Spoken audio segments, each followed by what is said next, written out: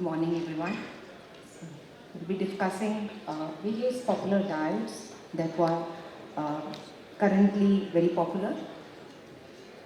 So this is a brief discussion on currently popular diets. So when we talk about a dietary intervention for weight loss, basically individualized diet plan that achieves a negative energy balance has to be given to patients. But now if we see thousands of diets are available on internet and with tall promises. So usually these diets are based on inclusion or exclusion of different food or food groups. And broadly speaking, these can be classified under three categories. Number one, diets that are based on manipulation of timings, for example, intermittent fasting. Diets based on manipulation of macronutrient content, for example, low fat, high diet or low carb diet. And thirdly, diets based on restriction of specific food groups, for example, gluten-free, where gluten-containing foods are excluded, or say paleo, where dairy and grains are excluded, and similar. So in this presentation, we'll be discussing different types of diets with scientific evidence, like intermittent fasting, low-calorie diet that was used in look-ahead trial, ketogenic diet, low-carb diet, Mediterranean, and comparison of all these. Just to share an overview, Atkins diet is about 30% protein, about 60% lipids, and 10% carbohydrate. Of course, there are different phases in Atkins diet. In ketogenic diet, it is little less lipid, little less protein, about 20%, 70% lipids, and 10% carbohydrate. Zone is 30, 30, and 40. Ornish is low-fat diet, just 10% lipids and 20% protein and rest carbs. Paleo, same macronutrient composition as zone, but then we know there are certain food groups that are excluded. Mediterranean, again, 20, 40, and 40. Going further, these are different food groups and these are different types of diet. Let's see what kind of food groups are included in which type of diet.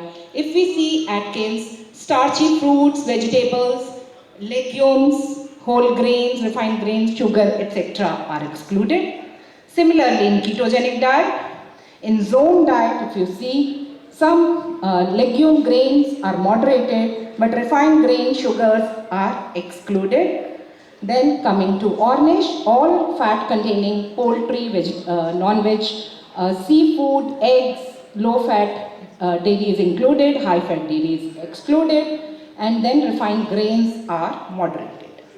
In paleo, all kinds of grains and dairy is excluded, and gluten-free diet, grains containing gluten are excluded, and in Mediterranean, it's a wholesome diet, only refined sugars are excluded and some of the food groups are moderated.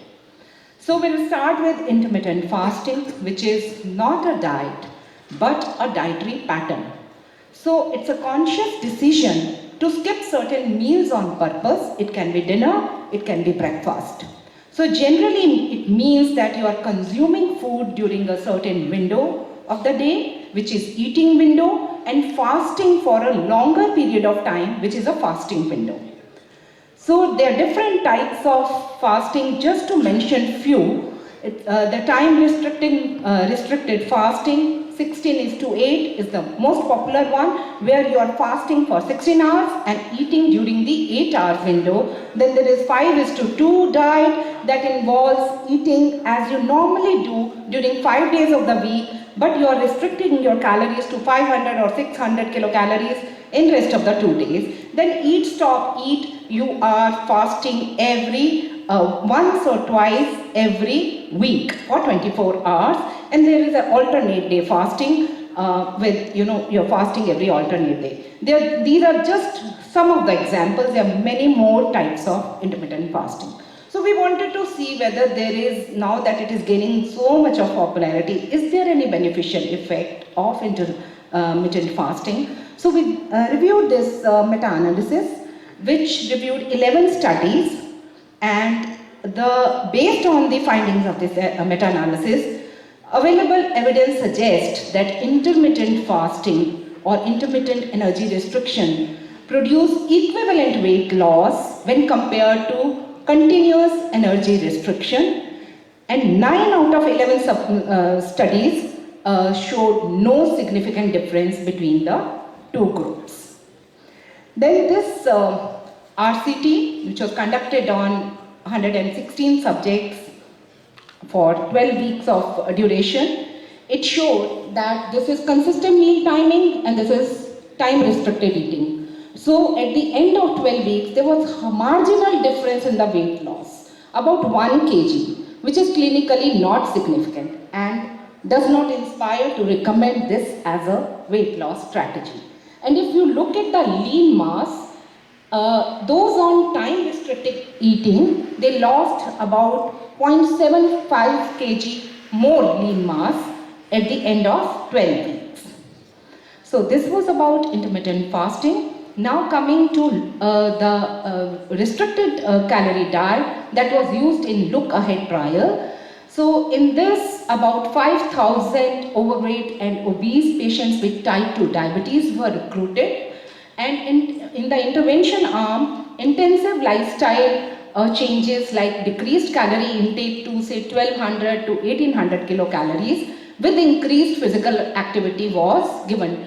And in the control group, diabetes support and education, as you usually do in a clinical setting, was given. So this was a huge trial conducted in 16 cities of US, and it was seen that patients in the intervention group had significantly greater reduction in weight and waist circumference, especially in first year, and again then there was a rebound weight gain, but even at 10 years follow-up, we'll show in the next slide. Here as you see, this is a blue line is intervention group and red is control. We can see that this asterisk is p-values less than 0.05, that is significant. So at all time points in the intervention arm, the weight loss was greater than the control arm, and the average weight loss during the intervention was 4 kg. And at the end of the intervention, the difference between the control and intervention,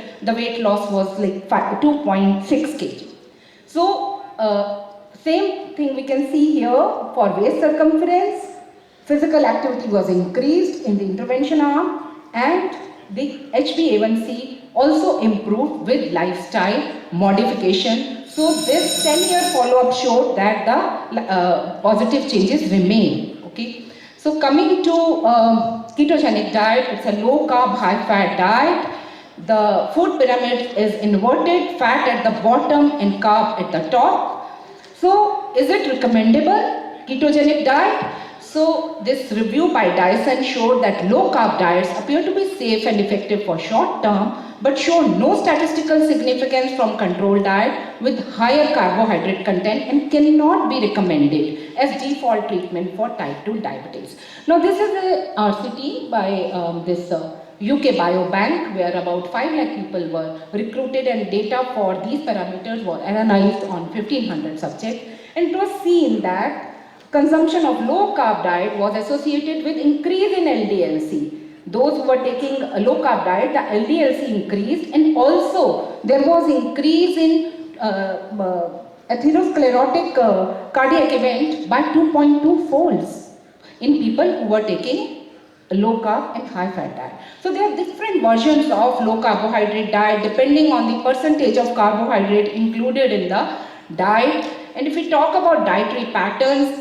various dietary patterns have been extensively studied: Mediterranean, vegetarian, low fat, DASH and low carb diet. But repeatedly, research has shown that Mediterranean diet scores the best in the long run. We'll see more as we move on. So this is a Mediterranean food pyramid: physical activity at the base, and then whole grains, fruits, vegetables, followed by poultry, fish, and then meat sparingly, and some red wine.